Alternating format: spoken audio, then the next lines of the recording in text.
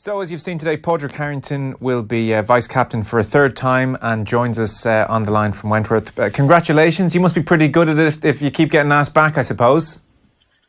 Yeah, hopefully so. I'm not. I suppose so. Yes, it is an interesting job. You know, obviously each captain in itself has a different style. So, thankfully, I've seemed to fit it in with Thomas's style. I've obviously known him for a long number of years. He beat me for Rookie of the Year in 1996. So, we've been competitors and friends on the golf course now for over 20 years. Right. Well, you kind of preempted my next question. I was going to ask about that relationship with Bjorn. People would know you've been on tour together for a long time. You get on very well with him? Similar?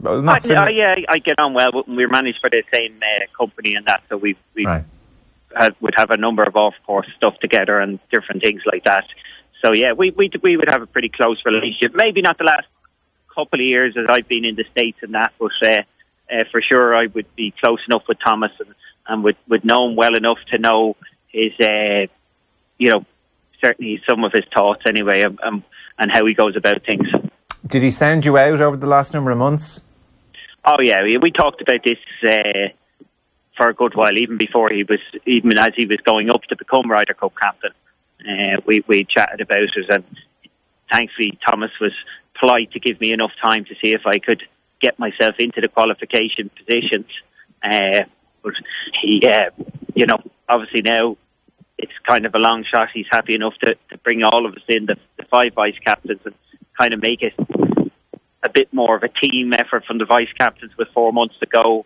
You know, we're starting to look at who potentially is going to make the team and who the partnerships and different things like that. And obviously there will be certain players on the team, that some of the younger guys, some of the rookies, that some of us older vice captains don't really know. So we've got 4 months to kind of get in there and get some sort of relationship bond together with those guys as well. I'm very interested if you could give us any insight into the kind of philosophical aspects of those conversations. Like, say in football terms, Pep Guardiola has a certain approach to the game and maybe would look for lieutenants beside him who would have a similar approach to the game, and that would extend to Jose Mourinho and various other managers.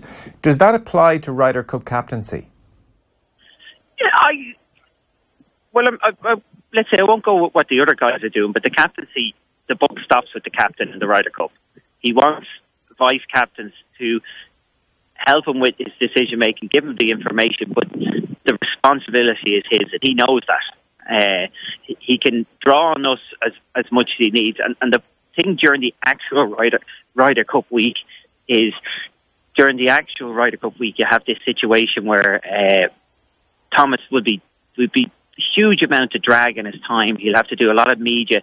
Like, I remember with Darren Clark the last one, like at 11 o'clock in the day, we're in the middle of the morning matches, and he's been taken off to put in his team for the afternoon. There's still 4 matches on the golf course. We're still trying to decide who's playing well, how's the form going, and yet he has to go away to do some media, to put his team in, which means he can only rely on his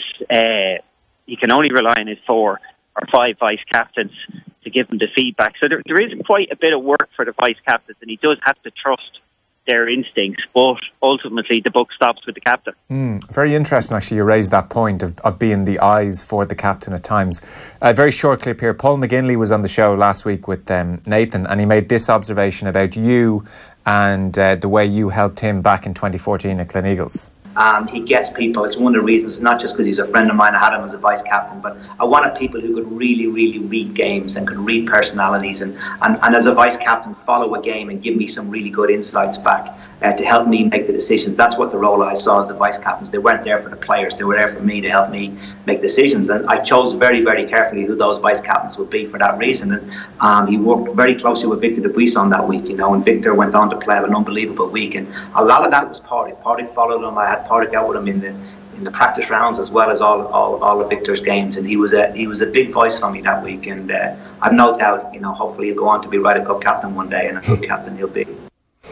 So that's a snippet of Paul. So it's about reading if a player's in big trouble with his game, or maybe just having a bad few holes. It's about your understanding of the game as a player and using your eyes and your instinct and all of that kind of stuff.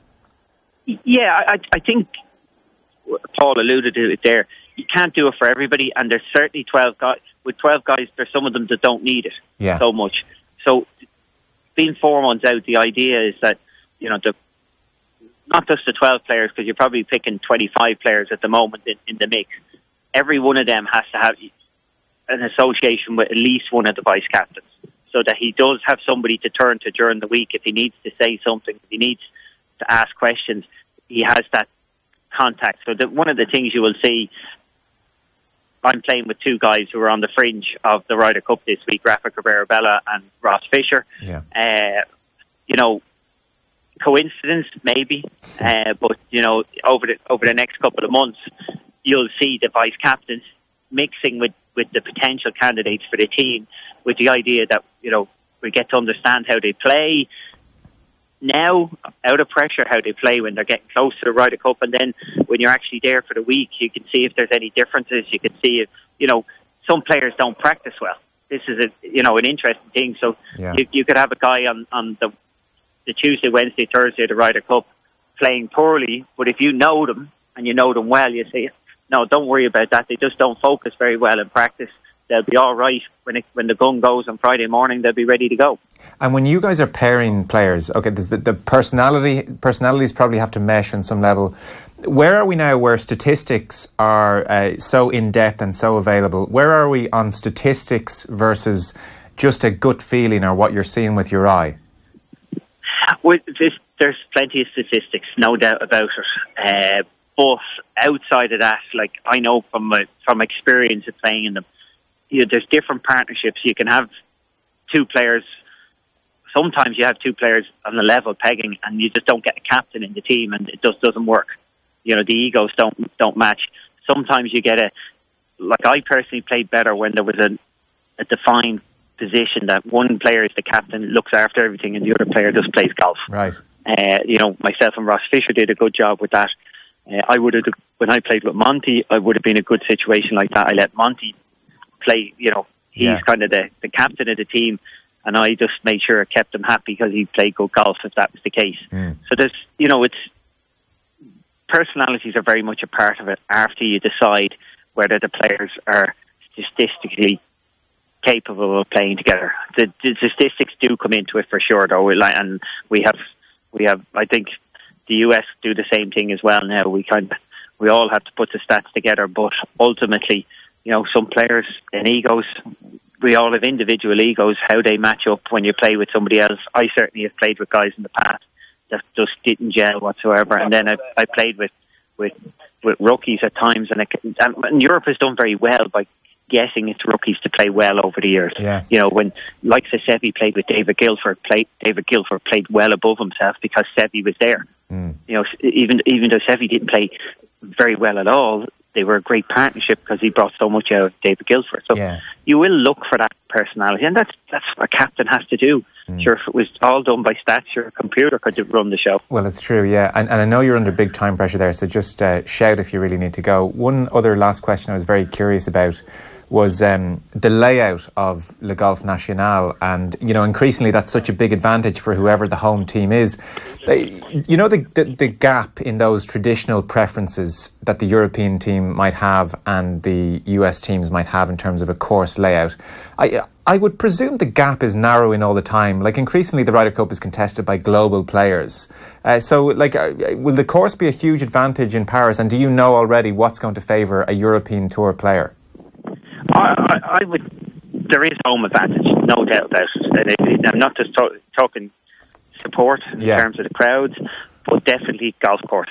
There's a fine line. We know what suits European players. This European golf courses are much narrower than the US golf courses. We've much heavier rough in Europe, and we tend to have slightly slower greens. Now, yes, global players can adjust, but certainly the slow greens, we would be definitely more familiar with that compared to the US. They put faster greens in general. Those little things, I would see in not too distant future, I would see not a neutral venue, but a neutral, let's say, referees coming in, or a neutral setup to the golf course, because the teams are so well balanced. You don't want necessarily having home advantage making a big difference, but at the moment, that's the case. The home captain gets to set the golf course up all the way until the Monday of the tournament. Once it gets there on the Monday, then it's in the hands of the tournament director for that week, which he is European when it's in Europe, but he's not. He's not meant to be biased. Everything is there's transparency at the actual event, right. But for example, there's I think there's a couple extra bunkers on the 18th hole at Paris National now down the right hand side, just because it stops people hitting it over the corner. Yeah, Yeah. Even though we have just as many long hitters as the US, it was just thought, well, we're used to playing the hole as a dog leg going down the fairway. So, little things like that the captain can do in advance. But as I said, once you get there, it's left with the tournament director. You can't start changing anything. You can't have the rough cut down or anything like that once the tournament week starts. And there is transparency as well. That right. Anything. There's a captain's agreement that they tell each other what's going on, basically. Okay, so and would things like pin positions be decided ahead of the final day? They're not allowed to be decided. Okay. No. Now, we've had a few. It's a gentleman's agreement, and it's agreed that you can't decide the pin positions. But there are some of the conspiracy theories that go on during the event. Oh, they have all the pins on the left because they draw the ball or something like that. But generally, you have to take it on good faith that these things are run properly, and the captains haven't got that. Yeah. They don't. It's up to the tournament director of the week. Now, the fact is, for Paris National, the likelihood is they'll use the same tournament pin positions they use when we play the tournament in Paris. Okay. They're the good pins. So the European players will be familiar with the pin positions that they see at the Ryder Cup. There won't be any surprises, but it's not because Thomas is setting them. Okay. And then a very last... Yeah. You've got to run. Here. Yes, run. Thanks so much for your time. Brilliant. Okay. Thanks, problem. Padraig. Padraig Harrington there with us on the line, who is at Wentworth at the BMW PGA, and even gave us more time there than we could realistically have hoped for. So congrats to him. We'll catch up with him in a bit more depth at some stage down the line.